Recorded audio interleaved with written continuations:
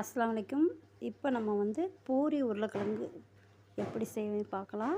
முதல்ல உருளைக்கிழங்கு மசாலா பூரிக்கு எப்படி செய்கிறதுன்னு எங்களோட நெக்ஸ்ட் வீடியோவில் பூரி எப்படி செய்கிறதுன்னு பார்க்கலாம். இப்போ வந்து உருளைக்கிழங்குக்கு தேவையான இன்க்ரீடியன்ஸ். வெங்காயம் வந்து 400 கிராம். அதாவது எப்படின்னா இதுக்கு வந்து அந்த உருளைக்கிழங்கு 3/4 கிலோனா அதுக்கு பாதி 375, கூட ஒரு 25 கிராம் வெங்காயம். அடுத்து சோம்பு ஒரு டீஸ்பூன், கருவேப்பிலை ஒரு கொத்து.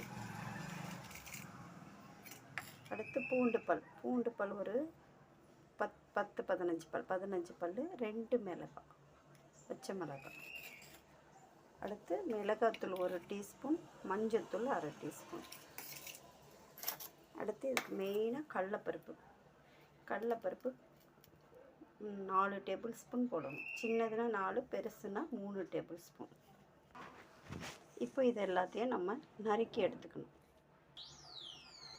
அப்புறம் தக்காளி குட்டியாக ஒரு 5 தக்காளி, ரொம்ப குட்டியாகவும் இல்லாமல் ரொம்ப பெருசாகவும் இல்லாமல் மீடியமாக இருக்கிற தக்காளி ஒரு 5 தக்காளி. அப்புறம் உப்பு, தேவையான அளவு உப்பு. அப்புறம் எண்ணெய் தேவையான அளவு. அப்புறம் கொத்தமல்லி இலை ஒரு கைப்பிடி. அப்புறம் அடுப்பு பற்றி கடாயை வைக்கணும். வச்சுட்டு எண்ணெய் வந்து நாங்கள் வந்து இந்த வெங்காயம் வதக்கிறதுக்கு இதுக்கு வந்து 3 கரண்டி எண்ணெய் ஊற்றுறேன். ஏன்னா நல்லா வெங்காயம் வேகணும், அப்போ தான் நல்லாயிருக்கும்.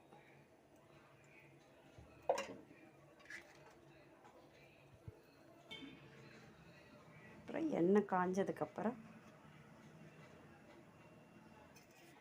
சோம்பு, கருவேப்பிலை, ஒரு டீஸ்பூன் சோம்பு, ஒரு கைப்பிடி கருவேப்பிலை.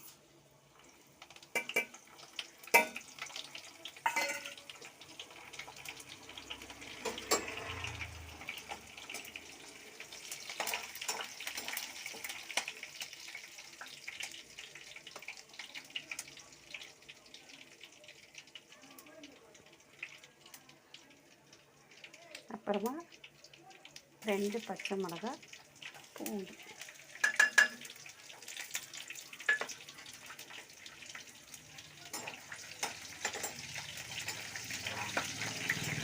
இதை நல்லா கலந்து வைக்கணும். பச்சை மிளகாய் வெடிக்கும், அதனால் ஒரு 2 கிளறிட்டு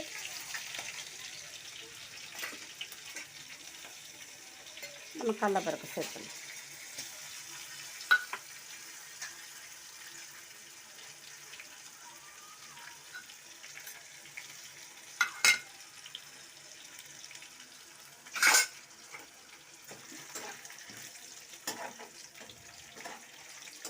நல்லா கமகமான மணம், அந்த சோம்பும் பூண்டும் சேர்ந்து எண்ணெயில் பொரியும் போது ஒரு வாசனை, நல்ல வாசனையாக இருக்கும்.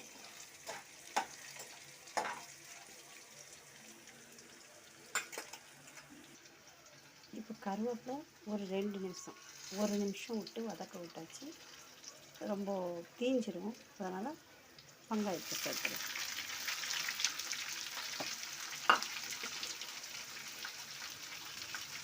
நம்ம வெங்காயத்தை சேர்க்கும்போது கொஞ்சம் உப்பு போட்டுக்கணும், ஏன்னா அந்த வெங்காயம் வந்து சீக்கிரமாக மசிச்சிடும்.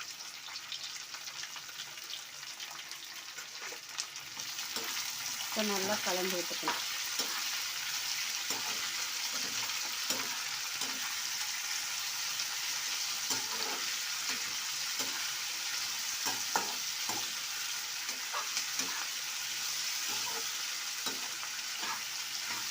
நம்ம எல்லா இடமும் வெங்காயம் கலந்து விட்டுக்கிட்டு ஒரு 2 நிமிஷம் அப்படியே வேக விடணும். இப்போ கொஞ்சம் வெந்துச்சு. இப்போ கொஞ்சம் வெந்ததுக்கப்புறம் நம்ம தட்டு போட்டு மூடி சிம்மில் வைக்கணும். இப்போ நம்ம தட்டு போட்டு மூடி வைக்கணும். இப்போ தீயை வந்து ஸ்லோ பண்ணி வைக்கிறோம். ஸ்லோவாக வச்சிடணும். இப்போ கொஞ்சம் கிளறணும்.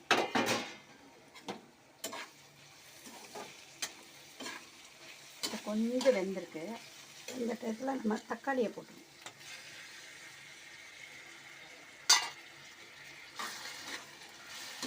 இப்போ கொஞ்சம் ஃபாஸ்ட்டாக வச்சு, எந்த ஒரு இதுக்குமே தக்காளி வெங்காயம் நல்லா வதங்கி வந்துச்சுன்னா அந்த சால்னா ஆட்டம், பிரியாணி ஆட்டம் எல்லாமே ரொம்ப அருமையாக இருக்கும், டேஸ்ட்டாக இருக்கும். வெங்காயம் வதங்குறதுல தான், வெங்காயம் தக்காளியும் வதங்குறதுல தான் சால்னா டேஸ்ட்டாக இருக்கும். இப்போ இது உருளைக்கிழங்கு கூட நல்லா வதங்கணும். கொஞ்சம் ஃபாஸ்ட்டாகவே தீ வச்சுருக்கேன். முடிவு வாங்க மறுபடியும் கலந்து விட்டுக்கணும். தட்டை எடுத்துகிட்டு கலந்து விட்டுட்டு பாருங்கள், இன்னும் தக்காளி கொஞ்சம் தான் மசிஞ்சு வந்திருக்கு. வெங்காயம் தக்காளி நல்லா மசிஞ்சா தான் டேஸ்ட்டாக இருக்கும். இப்போ இந்த டைப்பில் நம்ம வந்து கொஞ்சம் மஞ்சத்தூள், மிளகாத்தூள் போட்டுருங்க.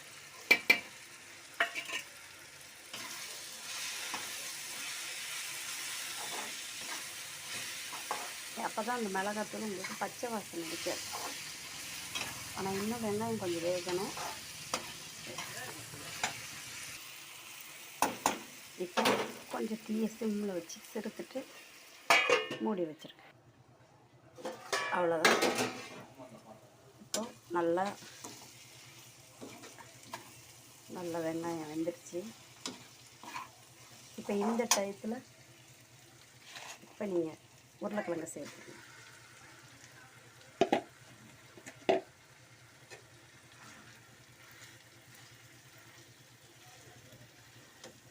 இதுக்கு தேவையான அளவு தண்ணி ஊற்றிக்கணும்.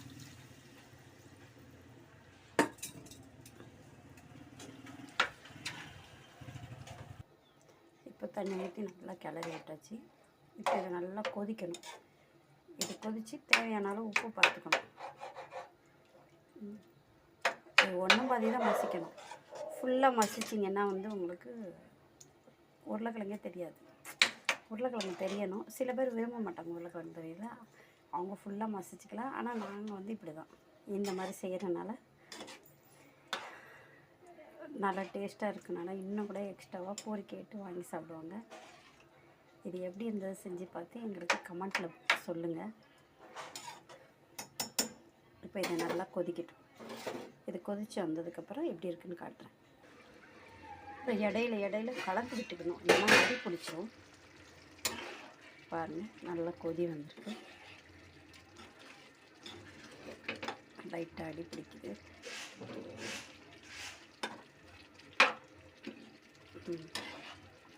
இப்போது உப்பு போட்டுக்கிறோம். நான் வந்து முதல்லையே வெங்காயம் போகும்போதே போட்டேன். நீங்கள் உங்களுக்கு தேவையான அளவு பார்த்துட்டு போடுங்க. நாங்கள் கொஞ்சம் கம்மியாக தான் சாப்பிடுவோம்.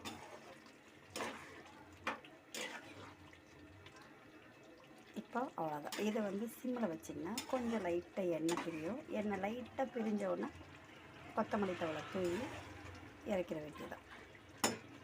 இப்போ நம்ம அடுத்த சிம்மில் வச்சிடலாம்.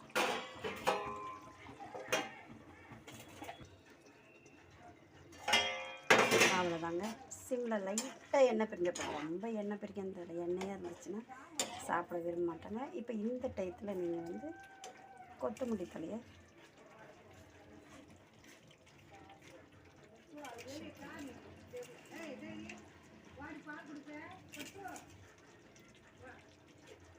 அவ்வளோதான்.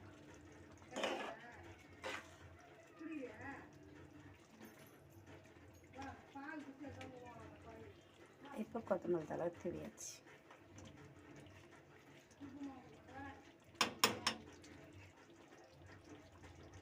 இந்த மாதிரி நீங்கள் செஞ்சு பாருங்கள், அவ்வளோ ஒரு அருமையாக இருக்கும் பூரிக்கிழங்கு. ஸ்கிப் பண்ணாமல் வீடியோ பாருங்கள் நீங்கள், அப்போ தான். அவ்வளோதான், இது கிழங்கு வேலை முடிஞ்சிருச்சு. அடுத்து நம்ம பூரி எப்படி செய்கிறதுன்னு பார்க்கலாம். பூரி ரொம்ப சாஃப்டாக மெதுவாக சாஃப்டாக இருக்கிறதுக்கு எப்படி இது பண்ணலான்னு பார்க்கலாம் இன்ஷா அல்லாஹ்.